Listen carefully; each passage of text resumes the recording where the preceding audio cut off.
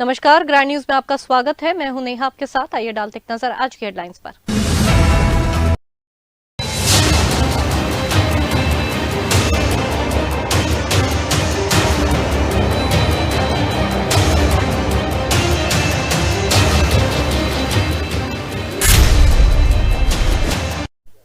नमस्कार, grand news में आप सभी का स्वागत है और मैं हूं अर्चना साहू। देखेंगे खबर विस्तार से, पर उससे पहले एक नजर डाल लेते हैं आज की हेडलाइंस की ओर।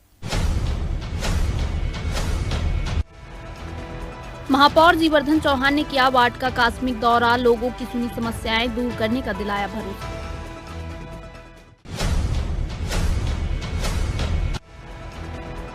प्रभारी सचिव के साथ में कलेक्टर ने लिया धान खरीदी केंद्रों का जायजा, अवैध परिवहन रोकने अधिकारियों को दिए निर्देश। तहसील कार्यालय के सामने का खंभा भारी वाहन से क्षतिग्रस्त, दुर्घटनाओं का बना खतरा, बिजली विभाग को परवाह नहीं। समिति अध्यक्ष की मनमानी के खिलाफ में ग्रामीणों ने खोला मोर्चा, सहायक प्रबंधन की बहाली के लिए एसडीएम को सौंपा ज्ञापन। चलिए देखते हैं खबर विस्तार से। रायगढ़ के महापौर द्वारा लगातार चलाए जा रहे दौरे के तहत में वार्ड क्रमांक 38 के निरीक्षण में किया गया है और बता दें कि महापौर ने जन समस्याओं को समझते हुए बाईपास क्षेत्र से लेकर तेंदुडीपा मोहल्ले तक सफाई, पानी और निर्माण कार्यों की बारीकी से समीक्षा की है। वार्ड क्रमांक 38 में महापौर का दौरा लगातार जारी है। बाईपास श्रवण ढाबा के दौरे की शुरुआत की गई है, जहां पर क्षेत्र की स्थानीय स्थिति और सफाई व्यवस्था का निरीक्षण किया गया है। इसके बाद में महापौर ने अटल आवास पहुंचकर रहवासियों से सीधे बातचीत की है और उनकी समस्याओं को सुना है।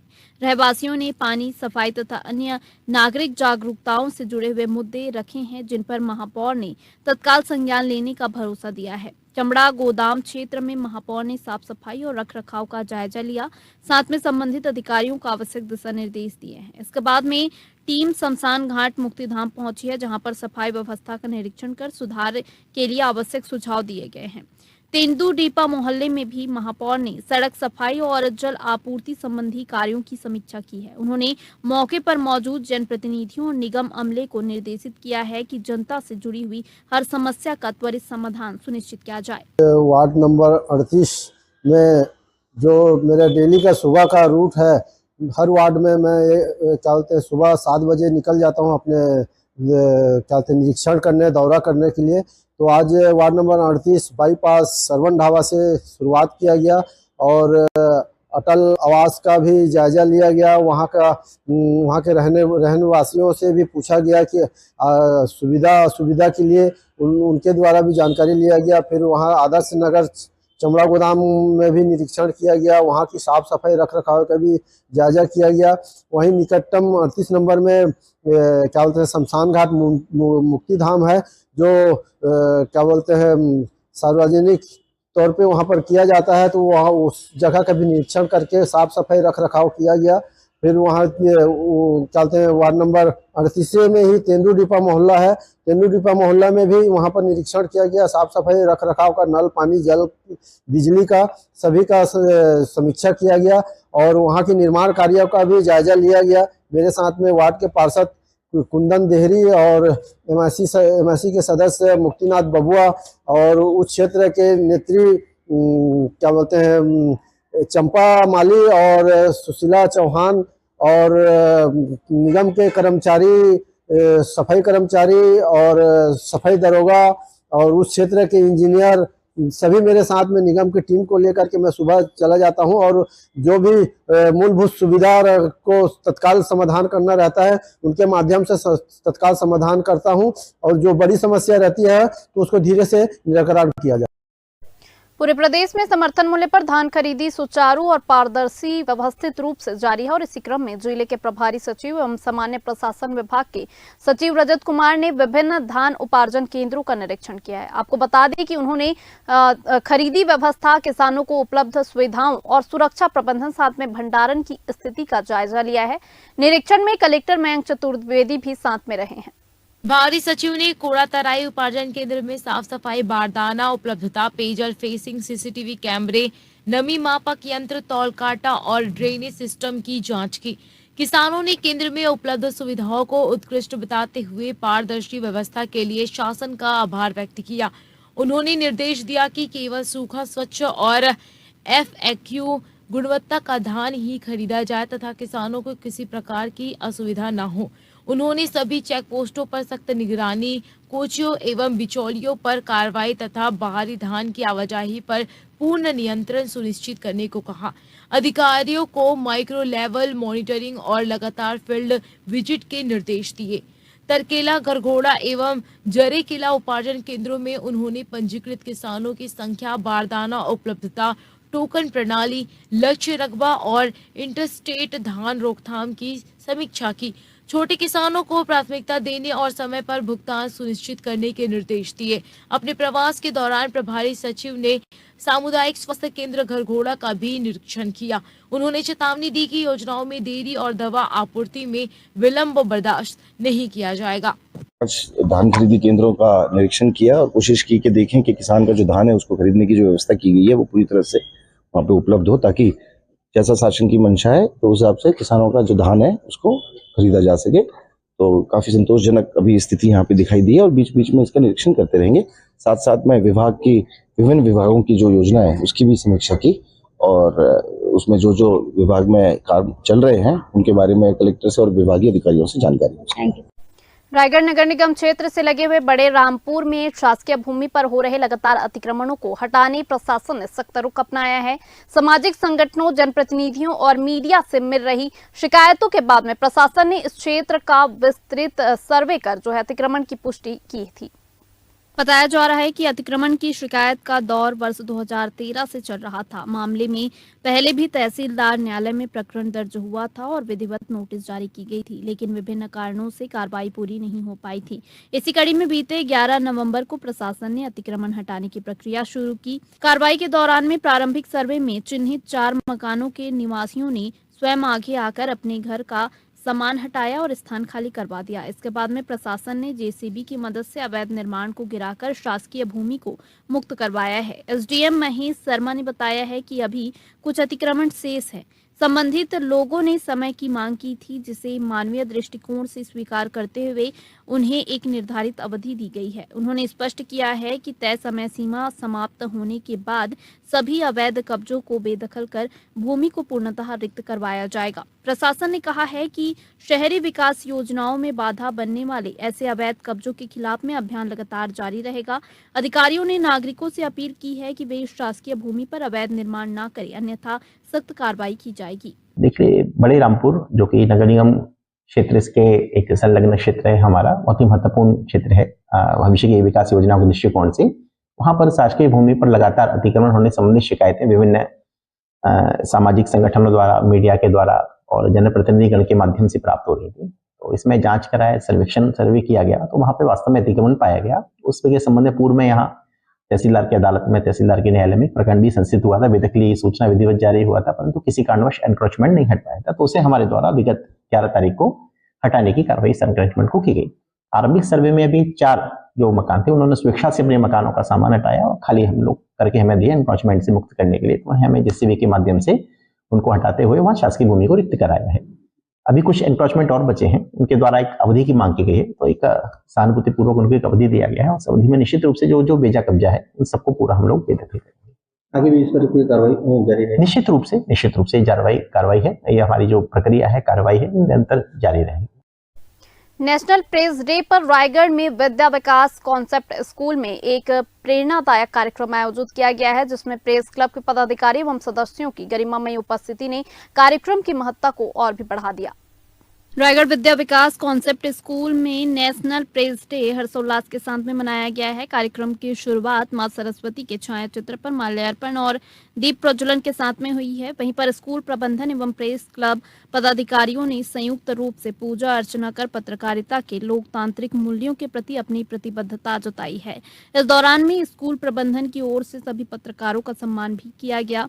स्कूल प्रबंधन ने अपने संबोधन में कहा कि लोकतंत्र की सही ताकत जागरूक नागरिकों और स्वतंत्र पत्रकारिता में निहित है। इस कार्यक्रम का उद्देश्य बच्चों में जागरूकता बढ़ाना और देश व समाज के प्रति कर्तव्य बोध को सशक्त बनाना है। प्रबंधन ने बताया है कि ऐसे आयोजनों से विद्यार्थियों में संवाद की शक्ति और जिम्मेदारियों के प्रति समझ का विकास होता है। प्रेस क्लब रायगढ़ के सचिव नवीन शर्मा ने कार्यक्रम की सराहना करते हुए कहा कि स्कूल प्रबंधन का यह कदम अत्यंत ही अनुकरणीय है। ऐसे आयोजन पत्रकारिता से जुड़े लोगों का मनोबल बढ़ाते हैं और नई पीढ़ी को मीडिया की भूमिका समझने का अवसर प्रदान करते हैं। राष्ट्रीय प्रेस दिवस के अवसर पर रायगढ़ के विद्या विकास काउंसिल स्कूल में पत्रकारों के लिए सम्मान समारोह का आयोजन किया गया। इसमें हमारे रायगढ़ प्रेस क्लब के तमाम सदस्य पदाधिकारी और सभी प्रेस मीडिया के साथी इस मौके पर मौजूद थे।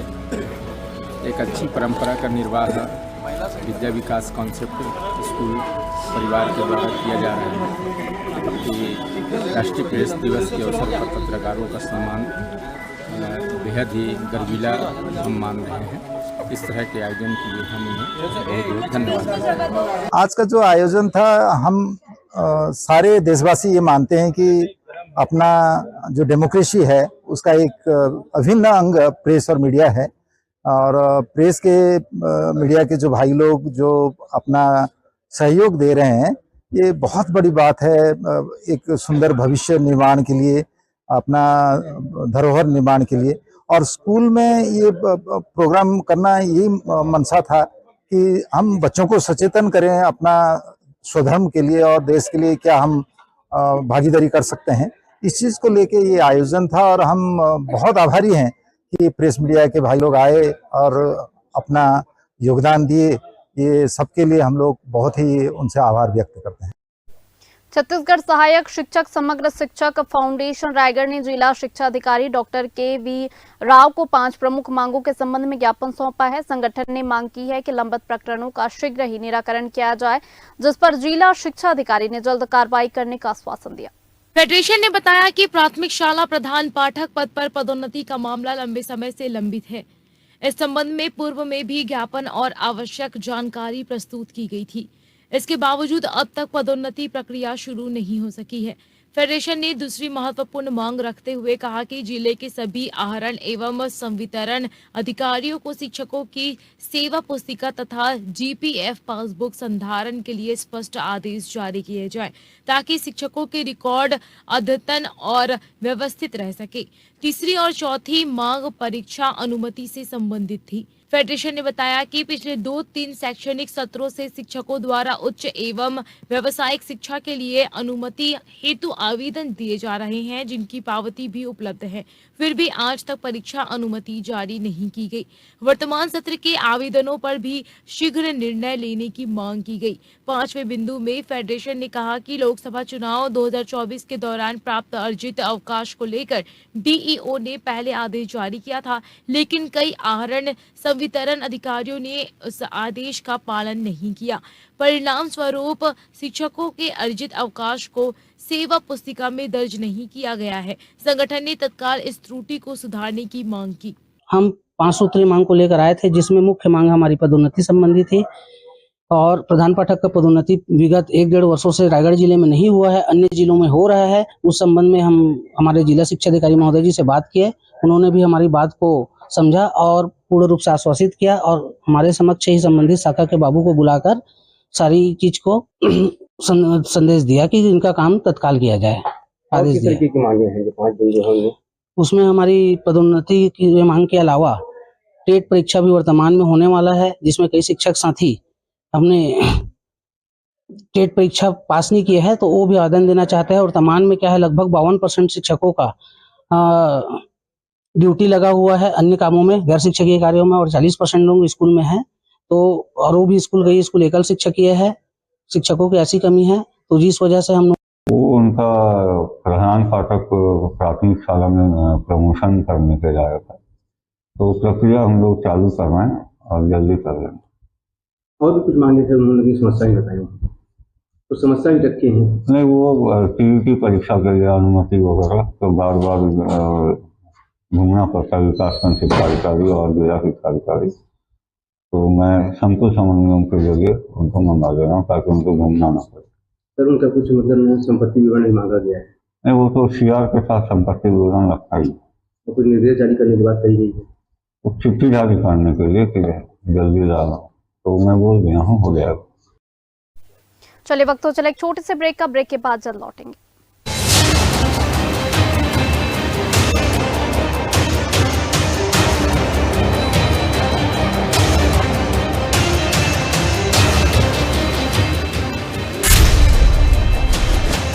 रायगढ़ के चक्रधर नगर रेड सिग्नल पर पिछले 1 माह से इस्कॉन प्रचार केंद्र रायगढ़ के मधुद्वीस दास व उनके सहयोगी के द्वारा निरंतर भगवत गीता का प्रचार कर रहे हैं। उनका उद्देश्य है कि लोगों के जीवन को सही दिशा देना और गीता के ज्ञान से समाज में सकारात्मक परिवर्तन लाना।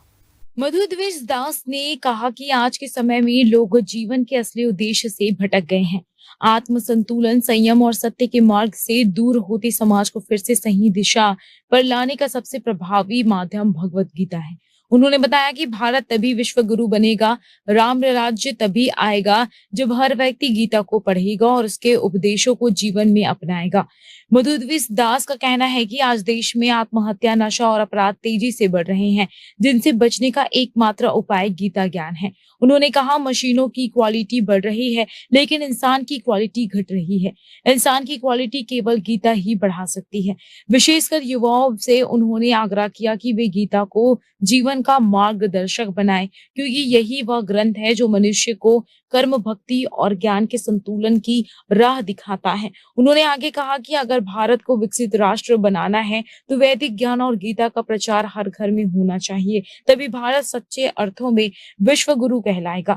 मधुद्वीस दास जैसे समाज सेवी और प्रचारक जहां आधुनिक युग में भी वैदिक संस्कृति को जीवित रखने का कार्य कर रहे हैं, वहीं उनके संदेश में स्पष्ट होता है कि गीता केवल धार्मिक ग्रंथ नहीं बल्कि जीवन जीने की सर्वोत्तम शिक्षा है। हम लोग भगवत गीता का प्रचार कर रहे हैं जिससे लोगों को उनके जीवन का लक्ष्य पता चल सके, जिससे वो समाज की सही दिशा में जा सके, जिससे देश का विकास हो।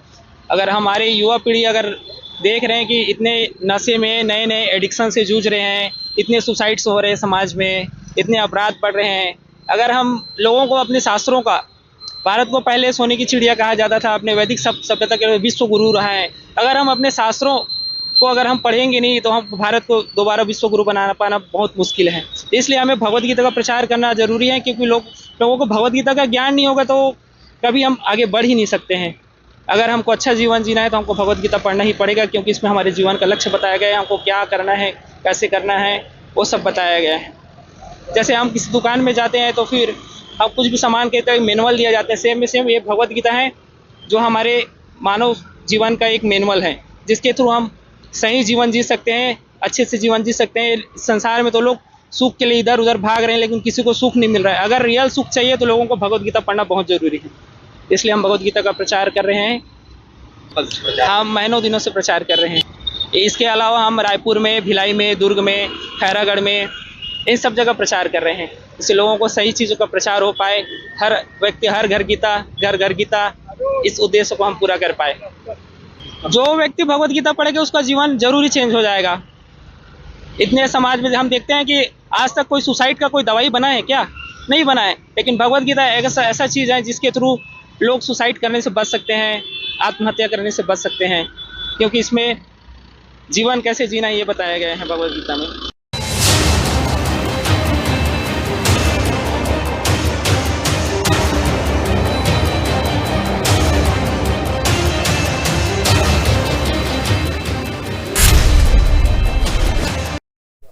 ब्रेक के बाद स्वागत है आप सभी का। बढ़ते अगली खबर की ओर। एसडीएम एवं तहसीलदार कार्यालय परिसर के मुख्य प्रवेश मार्ग पर लगा बिजली खंभा 2 दिन पूर्व किसी भारी वाहन की टक्कर से बुरी तरीके से क्षतिग्रस्त हो गया है। हादसे के बाद से खंभे से बिजली तार नीचे की ओर लटक रहा है, जिससे क्षेत्र में लगातार खतरा बना हुआ है।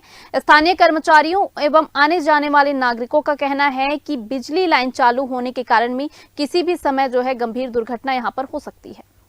कार्यालय प्रबंधन द्वारा पिछले 2 दिनों में बिजली विभाग को 3 से 4 बार सूचना देकर त्वरित मरम्मत की मांग की गई, लेकिन विभाग की ओर से कोई भी कार्रवाई न होने पर लोगों में नाराजगी बढ़ गई है। कार्यालय में कर्मचारियों ने बताया है कि तार की ऊंचाई काफी कम हो गई है, जिससे पैदल चलने वालों के साथ साथ 2 पहिया वाहन चालकों को भी परेशानी का सामना करना पड़ रहा है। बरसात का मौसम होने से स्थिति और भी ज्यादा खतरनाक बन सकती है। इस मार्ग से रोजाना बड़ी संख्या में लोग गुजरते हैं।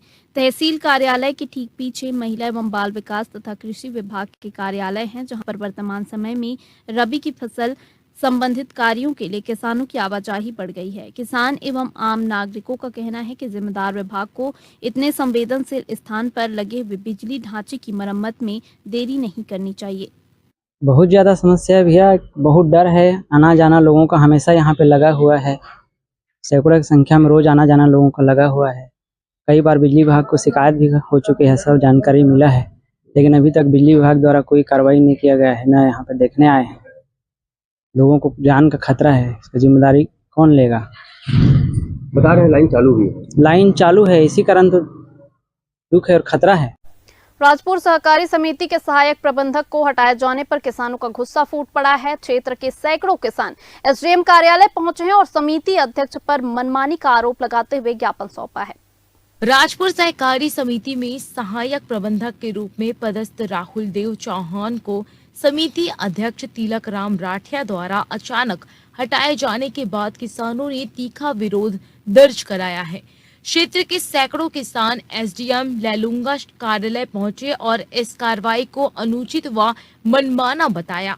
किसानों ने अपने ज्ञापन में वर्ष 2022-23 की गड़बड़ियों का उल्लेख करते हुए बताया कि उस अवधि में पूर्व प्रबंधक के कारण करोड़ों की राशि में हेराफेरी सामने आई थी, जिसके चलते राजपुर मंडी का खाता तक सीज करना पड़ा। किसानों के आग्रह पर शासन ने समिति को पुनः बहाल किया और राहुल देव चौहान को सहायक प्रबंधक की जिम्मेदारी सौंपी थी। किसानों का कहना है कि राहुल देव ने शासन के निर्देशों के तहत धान खरीदी कार्य पूरी ईमानदारी से किया और जीरो शॉर्टेज के साथ व्यवस्था को पारदर्शी रखा।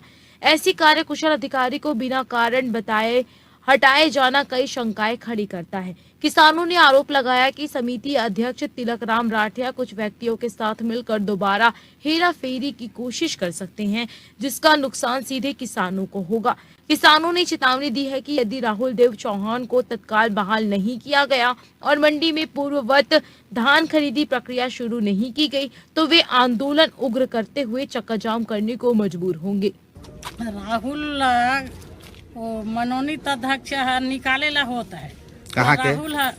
राहुल हर पकेर गाँव के चौहान है और हर बागुडेगा के राठिया है। मनोनीत अध्यक्ष है, तिलक राम राठिया। तब हर जमा किसान ला जुटे के हर हटाती तेहर अलग है, कौन हर सलाह नहीं देतीन तेहर अलग है। अब एक ही झिमर पद है के हटवाना हर गलत काम है, तेकर ले अपन हेट जाए। राहुल ला कबो ग्राम सभा में दिन करे रहन, नकुल पैक वाला अध्यक्ष बनाए रहन ला सब झीला भागन देले तहन काट दे सो का नाम ला दस्खत के रिश्तेला। अच्छा, तेकर ले ओई राठिया ला हटाओ अध्यक्ष ला मनोनीत अध्यक्ष। राहुल देव जो वहाँ टीएसएस में अभी कार्यरत है, तेकर कुछ गलती बढ़िया करते, एकदम छोटे बड़े सब ला एक समान है। हाँ, ओकर कार्य ला खुश हो तुमन? हाँ, खुश रहन हमन, पूरा जनता सब आए हन। किसे खुश रहन कि नहीं हन? हाँ, सब खुश। राहुल देव ला नहीं हटाना चाहिए? नहीं हटाना चाहिए, राहुल देव ला चाहिए हमन ला। तो हम राहुल देव हम विकास ला करी, हम राजपुर के ला हमन ला। सागर जी बताए क्या करे आ रहे हो अभी तहसील कार्यालय में, क्या समस्या लेके आए हो? हमन अभी हमारे यहाँ जो पूर्व टीएसएस में कार्यकर्ता राहुल देव चौहान जी को नियुक्त किया गया था उसमें प्रशासन द्वारा, तो अब अभी मनमाना वहाँ के जो अध्यक्ष तिलक राम राठिया द्वारा अपने मनमौजी के साथ मनमाना जो है जबरदस्त इनको टीएसएस से निकाल दिया जा रहा है उनके द्वारा। क्या कारण बताया गया है टीएसएस से निकालने का? कोई कारण नहीं बता रहे हैं, जबकि राहुल देव का काम एकदम संतोषप्रद है, पूरी जनता सब खुश है। तो क्या बोले, अभी एसडीएम साहब से आप लोग मिले हैं? हाँ, अभी मिले हैं, अभी दिए हैं अपना जो भी। क्या कुछ आश्वासन मिला है? आश्वासन मिला कि ये तो वही रायगढ़ वाले कर पाएंगे। अच्छा, तो आप सारे किसान रायगढ़ तुरंत अभी भेज दे रहा हूँ, वहाँ से जो भी होगा होगा, और वहाँ तो वहीं होगा, इसका फाइनल ऐसी बोल रहे थे। अभी आप लोग जितने किसान यहाँ आए हुए हैं, ये सब राहुल के पक्ष में आए कि राहुल को नहीं हटाना चाहिए? राहुल को नहीं हटाना चाहिए, ये लायकदार आदमी है। अच्छा, पिछले साल का क्या है, इसमें हमारे टीएसएस राजपुर में इतना बदनाम शुदा टीएसएस है कि यहाँ जो भी कर्मचारी आता है, यहाँ खा पी करके पूरा सत्यानाश करके सब लोग हमारे टीएसएस जहाँ धान खरीदी होता है उसके संबंध में आए थे। वहाँ पिछले वर्ष श्री राहुल देव चौहान को सहायक प्रबंधक के तौर पर वहाँ नियुक्त किया गया था, जिनके द्वारा बहुत अच्छी तरह से खरीदी किया गया और जीरो टॉलरेंस, किसी प्रकार का कोई घपला नहीं था और उनके कार्य से हम सभी किसान संतुष्ट हैं। अब क्या हो गया राहुल? अभी वर्तमान में वहाँ जो तिलक राठिया भारतीय जनता पार्टी का कार्यकर्ता है, उसको मनोनीत अध्यक्ष वहाँ नियुक्त किया गया है और अभी गत लगभग 12-15 दिन हो रहा है, वहाँ एक आम सभा भी किया गया था समस्त किसानों द्वारा और उसके ग्राम सभा अध्यक्ष श्री नकुल साहब पैकरा को भी उस दिन ग्राम सभा संचालन के लिए अध्यक्ष नियुक्त किया और उसमें सभी विषयों पर चर्चा हुआ, लेकिन किसी कर्मचारी के विरुद्ध किसी भी प्रकार का, वर्तमान में जो कर्मचारी हैं उनके विरुद्ध में किसी भी प्रकार का कोई शिकायत या भ्रष्टाचार उस दिन ग्राम सभा में नहीं पाया था। और अभी 3 या 4 दिन पहले उनको नोटिस दिया गया है श्री राहुल देव को कि आपको कार्य मुक्त किया जाता है।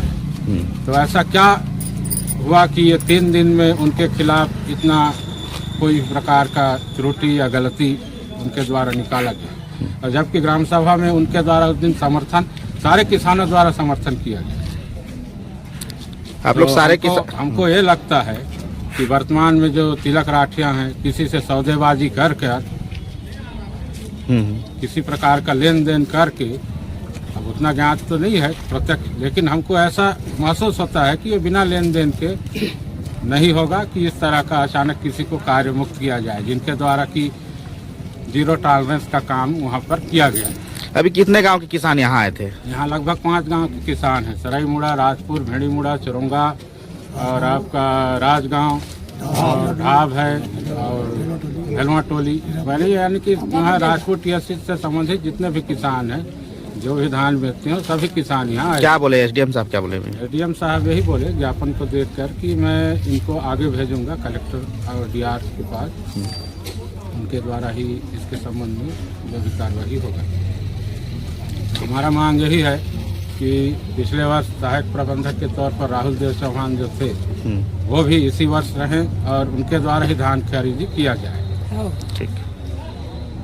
हम लोग राजपुर टीएसएस के किसान जितने यहाँ आए हैं, हम लोगों को एक ही परेशानी है कि वहाँ के जो मनोनीत तिलक राम राठिया अध्यक्ष हैं, उनके द्वारा हमारे जो 24-25-26 अभी जो कार्यरत थे राहुल चौहान जी, उप प्रबंधक, उसको अपने मनमानी से वहाँ से हटाया जा रहा है और किसी किसान से बिना सहमति के।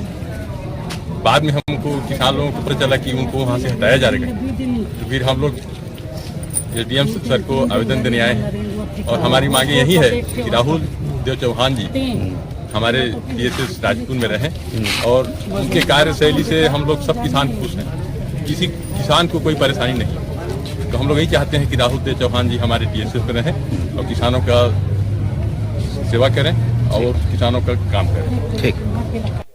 अलेख महिमा आश्रम में प्रतिवर्ष वार्षिक उत्सव मनाया जाता है और इस बार भी आश्रम में वार्षिक उत्सव साधु संतों के समागम के साथ में संपन्न हुआ है, जिसमें बड़ी संख्या में महिमा धर्म के शुद्ध बाबा साधु संत यहां पर पहुंचे। आपको बता दें कि 3 दिवसीय वार्षिक उत्सव के दौरान में साधु संतों का आशीर्वचन पाने के लिए बड़ी संख्या में श्रद्धालु यहां पर पहुंचे, कथा प्रवचन में शामिल होकर पुण्य के भागी बने हैं। और इस दौरान में साधु संत बाबा वीरेंद्र दास के दर्शन के लिए सरिया सहित उड़ीसा प्रांत से भी बड़ी संख्या में श्रद्धालु यहां पर पहुंचे थे। वार्षिक कार्यक्रम विश्व शांति ब्रह्म यज्ञ महिमा बाल लीला का यह 14वां वर्ष है। प्रतिवर्ष इस आश्रम में वार्षिक कार्यक्रम संपन्न होता है। दूर दूरांतर से प्रतिवर्षानुसार साधु संत यहाँ एकत्र होते हैं। ग्रामवासियों के सहयोग से यह कार्यक्रम आयोजित होता है। इस कार्यक्रम में इस वर्ष पूज्यपाद वीरेंद्र बाबा महोदय, वरुण बाबा महोदय और उनके शिष्य प्रशिष्य, साथ ही बहुत दूर दूर से पधारे हुए साधु संतों भक्तों का समागम हुआ था। आज पूर्णाहुति का दिन है। इसी अवसर पर महिमा धर्मालोचना समिति पश्चिमांचल की ओर से प्रकाशित वार्षिक पत्रिका महिमा प्रभा का यह बहुत अलौकिक शक्ति है और बड़ी सौभाग्य बात है हमको यहाँ आने का मौका मिला। मेरा तीसरा वर्ष है इन लोगों का सत्य महिमा में आश्रम में आकर सबका दर्शन हुआ। अपने क्षेत्र के लिए सौभाग्य की बात है। आपका शुभ नाम? डॉक्टर गौरी सिंह। स्वामी आत्मानंद उत्कृष्ट अंग्रेजी माध्यम विद्यालय कोतरा में विद्यार्थियों की लेखन क्षमता, उत्तर पुस्तिकीकरण और साथ में नियमित अभ्यास को बढ़ावा देने के लिए मिशन परीक्षा, गृह कार्य और लेखन शैली विकास अभियान प्रभावी रूप से चलाया जा रहा है और इस अभियान से बच्चों में अनुशासन, आत्मविश्वास और प्रतियोगी भावना में लगातार वृद्धि हो रही है। स्वामी आत्मानंद उत्कृष्ट अंग्रेजी माध्यम विद्यालय कोतरा में जिला शिक्षा अधिकारी डॉक्टर के.वी. राव, डीएमसी आलोक स्वर्णाकर और अंग्रेजी माध्यम के नोडल अधिकारी वीर सिंह के नेतृत्व में मिशन परीक्षा, गृह कार्य एवं लेखन शैली विकास अभियान पूरे ही प्रभाव के साथ में संचालित किया जा रहा है। इस अभियान का मुख्य उद्देश्य कक्षा 1 से 12वीं तक के विद्यार्थियों में नियमित लेखन अभ्यास, सुलेख, उत्तर प्रस्तुतिकरण तथा अध्ययन अनुशासन को मजबूत करना है। विद्यालय में प्राइमरी प्रभारी नम्रता पांडा, मिडिल प्रभारी ममता पटेल और सेकेंडरी प्रभारी सरिता प्रसाद द्वारा पूरे सप्ताह विद्यार्थियों की कॉपी जांच, अभ्यास और प्रगति पर सतत निगरानी रखी जा रही है। हर शनिवार को मिशन परीक्षा दिवस मनाया जाता है, जिसमें सप्ताह भर अभ्यास करने वाले छात्रों में से प्रथम, द्वितीय और तृतीय स्थान प्राप्त करने वाले बच्चों को प्रार्थना सभा कक्ष में सम्मानित किया जाता है। इससे विद्यार्थियों में पढ़ाई के प्रति प्रेरणा, स्वास्थ्य, प्रतियोगिता का माहौल निरंतर बढ़ रहा है। बोर्ड कक्षाओं के विद्यार्थियों को प्रतिदिन ब्लूप्रिंट आधारित 2 प्रश्न लिखने और याद करने की अनिवार्यता ने उनकी लिखावट, गति, सटीकता और आत्मविश्वास में उल्लेखनीय सुधार किया है। स्वामी आत्मानंद उत्कृष्ट अंग्रेजी माध्यम विद्यालय कोतरा में एक मिशन परीक्षा गृह कार्य अभियान की शुरुआत की गई। यह शुरुआत आदरणीय जिला शिक्षा अधिकारी महोदय के निर्देशन में बच्चों की लेखन शैली को विकसित करने के लिए, जो लंबे समय से बच्चों में क्या है लेखन शैली का गैप हो गया। कोविड-19 के बाद बच्चे लिखना, घर पे पढ़ाई लिखाई कम किए। इस उद्देश्य को देखते हुए दिन प्रतिदिन बच्चे आजकल डिजिटल दुनिया में, मोबाइल फ़ोन में ज़्यादा आजकल बिजी रह रहे हैं। तो उसमें हम उसको सब चीज़ों को ध्यान में रखते हुए, बच्चों के विकास को ध्यान में रखते हुए, पढ़ाई को ध्यान में रखते हुए प्रत्येक दिन क्लास 1 से लेकर 12 तक इस अभियान की शुरुआत की गई। क्लास 1 में उनके विषय से संबंधित उनके डेली होमवर्क कार्य और एक अलग से कॉपी बनाई गई, मिशन परीक्षा गृह कार्य अभियान नाम से कॉपी है, जिसमें बच्चे डेली प्रतिदिन अपने अपने विषय के क्वेश्चंस को प्रैक्टिस करते हैं, रिवीजन करते हैं, याद करते हैं, लिखते हैं और उसका आकलन हम लोग सैटरडे को करते हैं। जो बच्चा सबसे अधिक पेज लिखता है उसको हम बाकायदा पेन देकर पूरे प्रार्थना सभा में बच्चों को उत्साह और उमंग के साथ सम्मानित करते हैं, ताकि और भी बच्चे प्रेरणा लें। और 5वीं, 8वीं, 10वीं और 12वीं के लिए यही मिशन चालू है, लेकिन उनको ब्लूप्रिंट के आधार पर डेली उनके क्वेश्चंस दिए जा रहे हैं टीचर्स द्वारा, विषय टीचर्स द्वारा। वो क्वेश्चंस को बच्चा लिखता है और याद करता है और सप्ताह में एक दिन प्रत्येक शनिवार को है उसका मूल्यांकन होता है। जो बच्चे सर्वाधिक 5वीं, 8वीं, 10वीं, 12वीं में अपने अपने क्लास में प्रथम, द्वितीय, तृतीय तीनों स्थान प्राप्त करने वाले विद्यार्थियों को सम्मानित किया जाता है। इसमें इस मिशन को कसावट लाने के लिए, इस मिशन के लिए जो मैंने प्राइमरी के लिए प्राइमरी विभाग में नम्रता पंडा मैडम नोडल के रूप अधिकारी के रूप में नियुक्त की गई और मिडिल विभाग में आदरणीय ममता पटेल मैम और हायर सेकेंडरी विभाग में सरिता प्रसाद मैम इसके नोडल्स हैं मिशन परीक्षा अभियान के, जो डेली मॉनिटरिंग करते हैं और बच्चों को रिकॉर्ड मेंटेन करते हैं और बच्चों को प्रोत्साहित करते हैं। इस प्रकार यह मिशन निश्चित रूप से बच्चों में एक लेखन शैली विकसित करने और उनके अंदर जो छुपी प्रतिभा है, इतनी अच्छी राइटिंग प्रैक्टिस की दिशा में एक मील का पत्थर साबित हो रहा है। राजधानी में साइंस कॉलेज के पास में स्थित एनआईटी चौपाटी को निगम द्वारा दूसरी जगह पर शिफ्ट किया जा रहा है, जिसे लेकर व्यापारी नाराज है और इसी मुद्दे पर पूर्व विधायक विकास उपाध्याय ने भी चौपाटी हटाने के खिलाफ में प्रदर्शन किया है। प्रदर्शन के दौरान में पुलिस ने उन्हें गिरफ्तार कर लिया है। वहीं पर उपाध्याय ने कहा है कि करोड़ों की लागत से बनी हुई चौपाटी को भाजपा सरकार अनावश्यक रूप से हटा रही है और उनका आरोप है कि सरकार के पास में कोई भी ठोस योजना नहीं है। प्रदेश में लगातार मासूमों और आदिवासियों पर जो है अत्याचार बढ़ा रहे हैं। सरकार जनता को परेशान करने का काम कर रही है, लोगों की रोजी रोटी छीनने का प्रयास किया जा रहा है। राजधानी रायपुर के एनआईटी चौपाटी को बने अब बहुत साल हो गए हैं, जिसको लेकर काफ़ी विवाद चलता आ रहा है। लेकिन आपको बता दूं कि कल ही वहां पर जो चौपाटी बने थे उसे ब्रिज के सामने शिफ्ट करने की मांग की गई थी, जिसे लेकर कांग्रेस ने वहां पर जाकर प्रदर्शन किया था। लेकिन देखा जाए तो वहाँ प्रदर्शन करते हुए नजर आए पूर्व विधायक विकास उपाध्याय, साथ ही कुलदीप जुनेजा, साथ ही गिरीश दुबे जी मौजूद हैं। जिस तरीके से देखा जाए तो वहाँ पर प्रदर्शन करते हुए नजर आए व्यापारियों के संग। लेकिन देखा गया कि उससे पहले ही पुलिस ने उन्हें गिरफ्तार कर लिया है। हम सीधे तौर पर बातचीत करते हैं, क्या कुछ पूरा मामला है, आप लोग प्रदर्शन करते हुए वहाँ पर नजर आ रहे थे। देखिए, भारतीय जनता पार्टी की सरकार है, कुछ भी चीज़ मुमकिन है।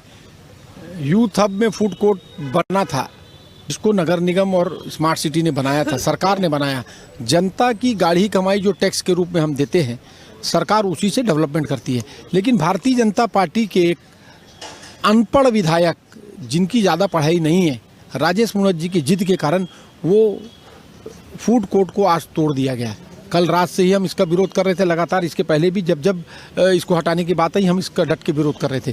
पुलिस के द्वारा सवेरे हम लोगों के ऊपर में प्रेशर डेवलप किया गया, बर्बरतापूर्वक हमारे साथियों को चार्ज किया गया, मारा गया, हमारे लोगों को चोटें आई हैं और उसके बाद हम लोगों को जेल परिसर में लाकर बिठा दिया गया। चौपाटी को बुलाया है कि दूसरी जगह शिफ्ट करेंगे बोल के, लेकिन देखा गया कि वहाँ पर देखिए, खालसा स्कूल जानते होंगे, उनके सामने दुकानों को व्यवस्थापन में दिया गया था।